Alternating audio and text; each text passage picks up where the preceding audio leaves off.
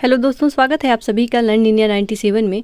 Discuss करने वाले हैं हम सीडीपी के कुछ क्वेश्चन, इंपॉर्टेंट क्वेश्चन है, प्रीवियस ईयर क्वेश्चन है। ये क्वेश्चन सीरीज मैंने शुरू ही इसलिए की है ताकि ये स्क्रीन में चल रहे हुए क्वेश्चन को आप हल करें, इसकी प्रैक्टिस करें। जितना अधिक अभ्यास करेंगे, इनको समझेंगे स्क्रीन में चलते हुए, उतना आपके लिए बेहतर होगा।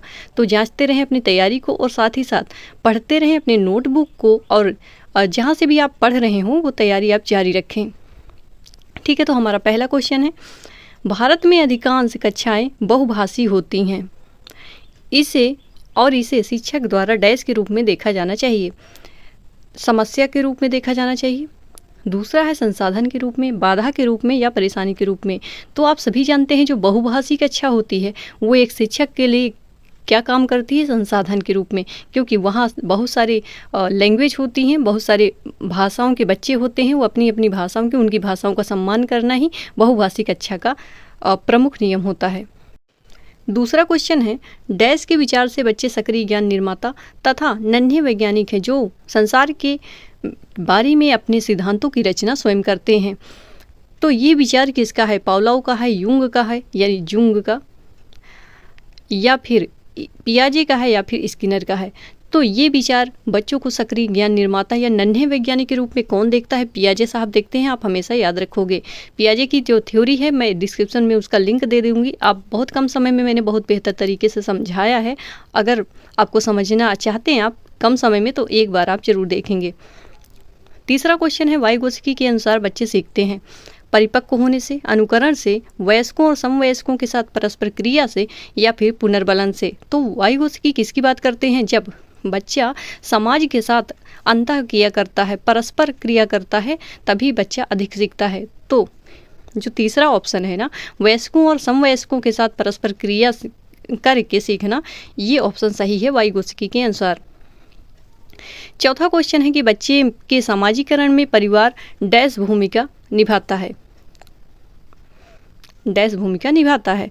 ऑप्शन है रोमांचकारी भूमिका निभाता है, मुख्य भूमिका निभाता है, गौड़ भूमिका निभाता है, या फिर कम महत्वपूर्ण भूमिका निभाता है। तो जो परिवार होता है ना, फैमिली होती है, वो सामाजिकरण में मुख्य भूमिका होती है। सबसे प्राथमिक होता है परिवार, कि बच्चा किस परिवार में रहता है, वहाँ का वातावरण कैसा है, माता पिता पालन पोषण किस हिसाब से कर रहे हैं, वैसे ही उसका सामाजिकरण होता है। पांचवा क्वेश्चन है, पियाजे के अनुसार बच्चों का चिंतन वयस्कों से डैश में भिन्न होता है बजाय डैश के। तो इसको आप इसमें फिट बैठाइए। आकार में भिन्न होता है बजाय मूर्त परकता के, प्रकार में भिन्न होता है बजाय मात्रा के, आकार में भिन्न होता है बजाय किस्म के, या फिर मात्रा में भिन्न होता है बजाय प्रकार के। तो जो पियाजे मानते थे कि बच्चों का जो चिंतन है वो वयस्कों के समान ही होता है, मात्रा उतनी ही रहती है, बस प्रकार में भिन्न होता है। तो इस हिसाब से कौन सा बैठ रहा है? पियाजे के अनुसार बच्चों का चिंतन वयस्कों से प्रकार में भिन्न होता है बजाय मात्रा के। बी ऑप्शन एकदम करेक्ट हो जाएगा यहाँ पर। छठवां क्वेश्चन है, कोहलबर्ग ने प्रस्तुत किए हैं, जो कोहलबर्ग ने प्रस्तुत किए हैं कौन से सिद्धांत, उनके थ्योरी का नाम पूछा गया है यहाँ पर। शारीरिक विकास के चरण, संवेगात्मक विकास के चरण, नैतिक विकास के चरण, या फिर संज्ञानात्मक विकास के चरण। तो आप सभी जानते हैं कोहलबर्ग ने प्रस्तुत किए हैं नैतिक विकास के चरण।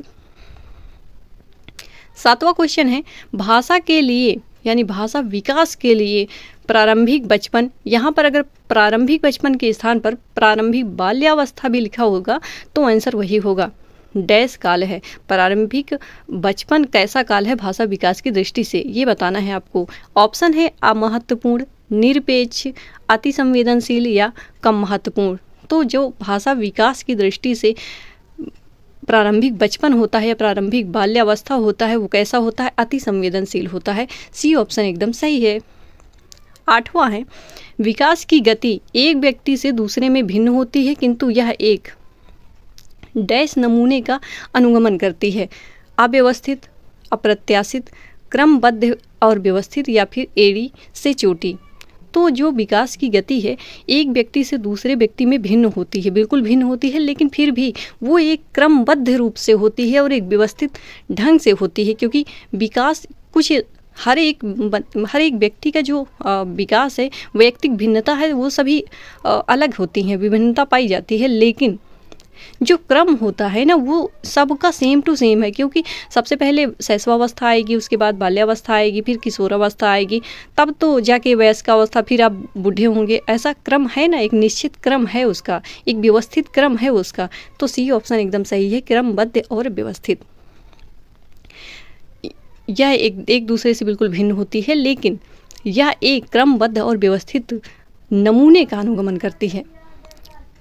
9वां क्वेश्चन है, भाषा सीखने का उद्देश्य है आदेश और निर्देश दे पाना और सुन पाना। क्या भाषा सीखने का मात्र इतना आदेश, मतलब मात्र इतना उद्देश्य है कि आप आदेश सुन पाएँ, निर्देश दे पाएँ, बस इतना?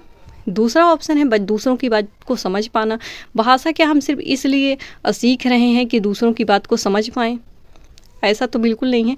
अपने मन की बात कह पाना, ऐसा हो सकता है, लेकिन अगर इससे बेटर ऑप्शन हमारे पास है तो हम हमेशा उसको चुनेंगे, क्योंकि सीटेट में आपको चुनना है सबसे बेस्ट। क्योंकि आप जब पेपर हॉल में बैठोगे ना, तो जो चारों ऑप्शन है आपको लगेगा ये चारों ही एकदम सही हैं, लेकिन उन चारों में से एकदम बेस्ट चुनना है आपको। यही एक मात्र टिक है पास होने की सीटेट। ठीक है। चौथा ऑप्शन है प्रत्येक स्थिति में अपने भाषा का प्रयोग कर पाना।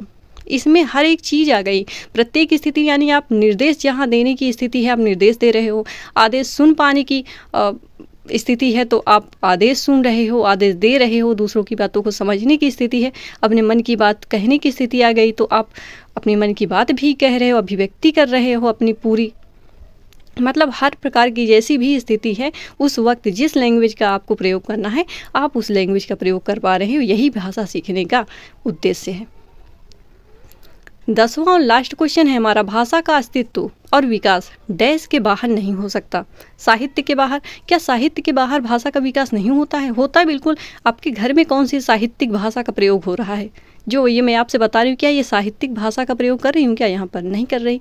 समाज के, विद्यालय के बाहर नहीं हो सकता, ऐसा भी नहीं है। ऐसे बहुत सारे बच्चे मिलेंगे आपको जो शायद विद्यालय नहीं गए होंगे, पर वो बोल तो रहे हैं, कुछ हद तक उनकी भाषा का विकास कुछ हद तक तो हुआ ही है।